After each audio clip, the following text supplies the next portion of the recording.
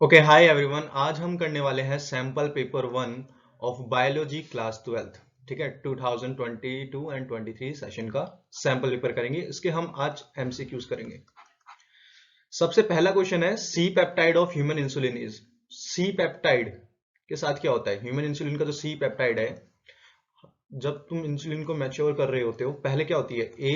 ए chain होती है, B chain होती है और सी चेन होती है। लेकिन जब हम उसको मैच्योर कर रहे होते हैं, ठीक है, उसमें प्रोसेसिंग कर रहे होते हैं, तो सिर्फ ए एंड बी रहती है, सी तुम्हारी अलग हो जाती है। एंड ए एंड बी को हम डाइसल्फाइड डाइसल्फाइड लिंकेज के साथ जोड़ते हैं। देख लेते हैं क्वेश्चन में क्या था कि C peptide of human insulin is remove during maturation of pro insulin to insulin. सही बात है, ठीक है। हम उसको रिमूव कर देते हैं जब हम उसको क्या कर रहे होते हैं? मैच्योर कर रहे होते हैं from pro insulin to insulin. दूसरा क्या? Responsible for formation of disable ना ना, a part of mature insulin में तो होती ही नहीं है। Responsible for its biological activity नहीं, ठीक है, मैच्योर इंसुलिन का पार्ट नहीं होती। तो पहला फर्स्ट क्वेश्चन का तुम्हारा आंसर आ जाएगा ए ऑप्शन, कि तुम उसको रिमूव कर देते हो ड्यूरिंग मैच्योरेशन। दूसरा क्वेश्चन है atmosphere of earth just before the origin of life. अच्छा, ओरिजिन ऑफ लाइफ से पहले अर्थ का एटमोस्फेयर कैसा था? एन ऑक्सीजेनिक कंडीशन थी, यानी ऑक्सीजन प्रेजेंट नहीं था। डी ऑप्शन देखो, CH4O3O2, नहीं, ऑक्सीजन तो था ही नहीं, तो ऑप्शन तुम्हारा गया। यहां पे भी ऑक्सीजन लिख रहा है तो ये ऑप्शन भी गया। यहां पे कोई ऑक्सीजन नहीं है, ये हो सकता है। यहां पे भी कोई ऑक्सीजन नहीं है तो ये भी हो सकता है। अब इन दोनों में से कौन सा है? 50-50% चांसेस है। CH2 तो कुछ था ही नहीं, ठीक है, तो ये भी गया। मीथेन था तुम्हारा, तो सेकंड का आ जाएगा तुम्हारा ए ऑप्शन। थर्ड क्वेश्चन है the term precipitation include. Precipitation का मतलब होता है snowfall as well as the rainfall. तो इसमें आ जाएगा तुम्हारा बोथ ए एंड बी, ठीक है, रेनफॉल भी होता है और स्नोफॉल भी होता है, तो बोथ ए एंड बी। इसका आंसर आएगा तुम्हारा सी। फोर्थ क्वेश्चन है तुम्हारा methanogenic bacteria are present in. Methanogens, जो तुम्हारा वो CH4 मीथेन गैस वगैरह बनाने का काम आता है, जो तुम्हारे काऊ के रूमन में प्रेजेंट होता है, ठीक है। देखते हैं anaerobic sludge digester. Second option है तुम्हारा Roman part of stomach of cattle. Third है ए बी एंड लास्ट है नन ऑफ दीज। तो रूमन में तो होता है, सबको पता है, बचपन से पढ़ते आए ये वाली बात तो। एंड एनएरोबिक स्लज डाइजेस्टर में भी होता है, जब हम सेकेंडरी ट्रीटमेंट करवा रहे होते हैं वहां पे भी तुम्हारे मेथोजेनिक बैक्टीरिया होते हैं। तो इसका आंसर आ जाएगा सी वाला, ठीक है, both A and the B option. Fifth question है who propose the first form of life come from pre existing non living molecule. कि पहली जो तुम्हारी लाइफ फॉर्म थी वो नॉन लिविंग मॉलिक्यूल से आई। नॉन लिविंग मॉलिक्यूल वो केमिकल इवोल्यूशन की बात कर रहा है, केमिकल इवोल्यूशन, जिसमें हम देखते थे कि आरएनए वगैरह से तुम्हारा कुछ अमीनो एसिड वगैरह बन गए थे, उस अमीनो एसिड से बाद में धीरे धीरे करके लाइफ ओरिजिनेट हुई थी। तो वाली बात किसने? डार्विन ने नहीं दी थी, ह्यूगो डेविस नहीं, ऑपेरिन एंड हाल्डेन, एंड लास्ट तुम्हारा लुइस पैस्चर। लुइस पैस्चर तो था ही नहीं, ठीक है, उसने तो वो फ्लास्क वाला एक्सपेरिमेंट किया था, नेक फ्लास्क वाला। तो ऑप्शन कौन सा तुम्हारा? C, Oparin of Russia and Haldane of England. इन्होंने मिलके तुम्हें केमिकल इवोल्यूशन वाली वो थ्योरी दी थी कि लाइफ ओरिजिनेट हुई थी तुम्हारी pre existing non living molecule से। तो फिफ्थ का आंसर आ जाएगा सी वाला। सिक्स्थ क्वेश्चन है ए sexual reproduction is common. A sexual reproduction तुम्हें कहां कहां देखने को मिलता है? सिंगल सेल ऑर्गेनिज्म में, ठीक है, सिंगल सेल ऑर्गेनिज्म हाँ। प्लांट में एंड एनिमल में नहीं, बट हाँ विद द सिंपल ऑर्गेनाइजेशन है ना, तो सिंपल ऑर्गेनाइजेशन जो तुम्हारे लोअर प्लांट एंड एनिमल उनमें देखने को मिलता है, ठीक है।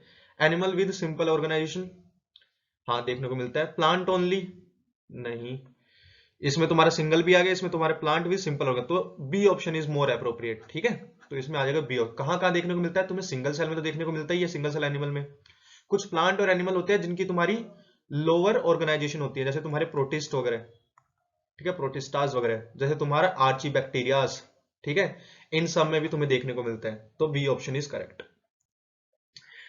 सेवंथ क्वेश्चन है which of the following pair is purine. देखो प्यूरिन होता है तुम्हारा AG एंड पिरामिडिन होता है तुम्हारा TC and the U।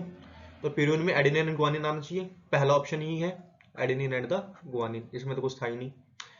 Eighth question है the trigger of for activation of toxin of Bacillus thuringiensis. BT cotton वगैरह की बात कर रहा है तुम्हारी, तो कहां होता है? हमें पता है ALKALINE, alkaline pH of insect gut में वो क्या होता है, जाके एक्टिवेट हो जाता है।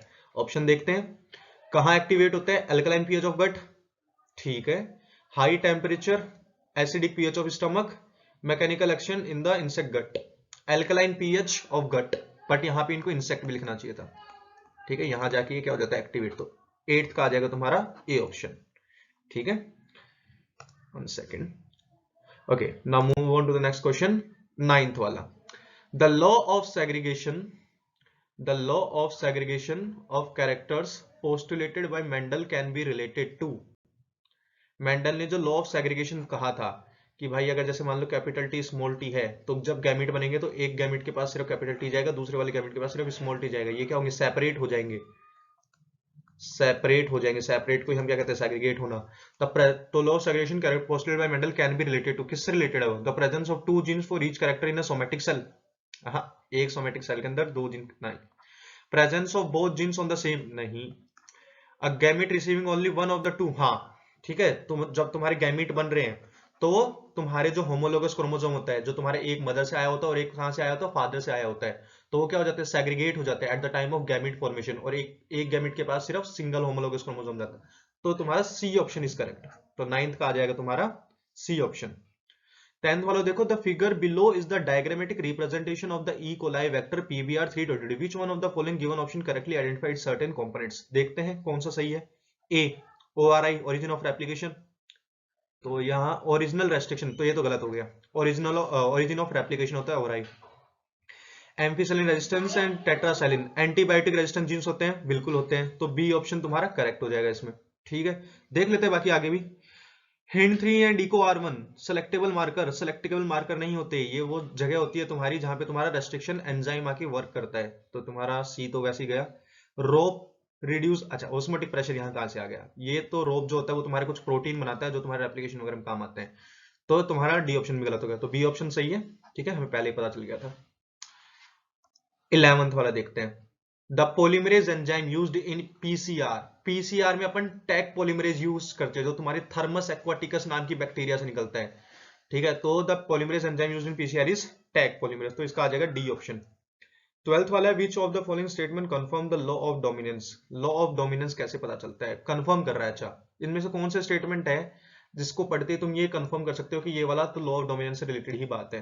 Allele do not show any blending and both character recovered as such in F2 generation, अच्छा ब्लेंडिंग देखते हैं, सेकंड ऑप्शन क्या है, it is the conclusion of dihybrid, नहीं नहीं यार, मोनो हाइब्रिड करो, उसका कंक्लूजन था 3:1 रेशियो इन F2 जनरेशन, हाँ F1 में तो सारे टॉल थे, F2 में 3:1 देखने को मिलता है, चलो ये वाली बात भी ठीक लग रही है, सी ऑप्शन भी देखेंगे। Alleles of a pair of segregate, segregate की बात कहां से आ गई, डोमिनेंस की चल रही है, तो ये तो तुम्हारा वैसे गया, तो देखना हमें A option and C option में है ना, तो देखते हैं ब्लेंडिंग, अच्छा डोमिनेंस के टाइम पे जब हम पढ़ रहे होते हैं तो कुछ से कुछ एक्सेप्शन भी आ रहे हैं, तो वो कंफर्मेशन तो नहीं दे रहा कि ब्लेंडिंग अगर नहीं हो रही तो, क्योंकि हमें स्नैपड्रैगन वगैरह में देखने को मिलती है ब्लेंडिंग, ठीक है, तो कंफर्मेशन तो नहीं है, कंफर्मेशन तुम्हें 3:1 रेशियो देख के मिलता है, और वो कहां आता है तुम्हारा F2 जनरेशन के अंदर, जिसमें तुम्हारे 3 टॉल आते हैं, एक ड्वार्फ आता है, तो 12th का सी आ जाएगा,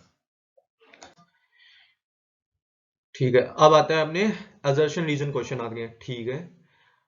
पहला असर्शन है फेगोसाइट सेल डाइजेस्ट माइक्रोब, हाँ फेगोसाइट है, निगल जाते हैं तो डाइजेस्ट कर जाते हैं किसको, माइक्रोब को एंड डेब्रिस को, ठीक है, स्टेटमेंट ये वाला। सेकंड स्टेटमेंट है तुम्हारा natural killer cell destroy virus infected, natural killer cell का काम ही होता है वायरस इन्फेक्टेड सेल वगैरह को डिस्ट्रॉय करना है, फिर ट्यूमर सेल को डिस्ट्रॉय करना, दूसरा वाला स्टेटमेंट भी सही है, बट ये इसका रीजन नहीं लग रहा, ठीक है, इसका ये रीजन नहीं है, स्टेटमेंट दोनों सही है, तो both A and B are true but R is not the correct explanation of A, इसका बी आना चाहिए, ठीक है, दोनों स्टेटमेंट तुम्हारे सही है लेकिन वो अप्रोप्रिएट रीजन नहीं है उसका। 14th क्वेश्चन देखते हैं, hybrid is found by cross between two organism that are different in one or more trait, हाँ हाइब्रिड का मतलब ये होता है कि जैसे कैपिटल टी स्मॉल टी है, तो ये क्या है तुम्हारा हाइब्रिड है ना, किसका हाइब्रिड है, capital T into small T का ये क्या है, हाइब्रिड है, इसमें दोनों कैरेक्टर्स दोनों ट्रेड्स आ रहे हैं, टी भी आ रहा है एंड स्मॉल टी भी आ रहा है, तो hybrid is found by cross between two organism that are different in one or more, जो डिफरेंट होते हैं एक या उससे ज्यादा ट्रेड में है, ठीक है, तो वो मोनो हाइब्रिड डाई हाइब्रिड वो तो अलग बात होगी, तो ये वाले स्टेटमेंट सही दे रखा है, ठीक है, हाइब्रिड की सही डेफिनेशन दे रखी है। Mendel cross two plants differing in one trait, अच्छा ट्रस्ट नहीं आएगा यहाँ ट्रेट आएगा, differ in one trait to obtain F1 plant.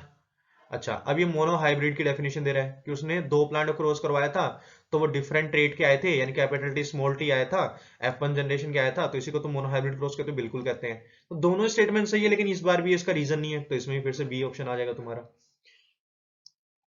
15th वाला देखो, assertion N antibody is a protein. हाँ, एंटीबॉडी प्रोटीन होता है, कोई दिक्कत नहीं है। मॉलिक्यूल मेड बाय लिम्फोसाइट, हाँ बी लिम्फोसाइट बनाता है तुम्हारी एंटीबॉडी को, ठीक है, ये वाला स्टेटमेंट सही है। रीजन देखते हैं, an antibody bind to specific, ठीक है, बाइंड भी करती है एंटीजन के साथ, हाँ उसके इफेक्ट को कम भी करती है, उसको रोकती भी है, ठीक है, तो ये वाला रिटार्ड भी करती है उसको, तो ये वाला स्टेटमेंट भी सही है। बट अभी भी उसका रीजन नहीं लग रहा। N antibody is a protein molecule made by lymphocyte, ठीक है, एन एंटीबॉडी बाइंड टू, तो दोनों स्टेटमेंट सही है, लेकिन उसका अप्रोप्रिएट रीजन नहीं है, तो तुम्हारा फिर से क्या आ जाएगा, बी ऑप्शन आ जाएगा।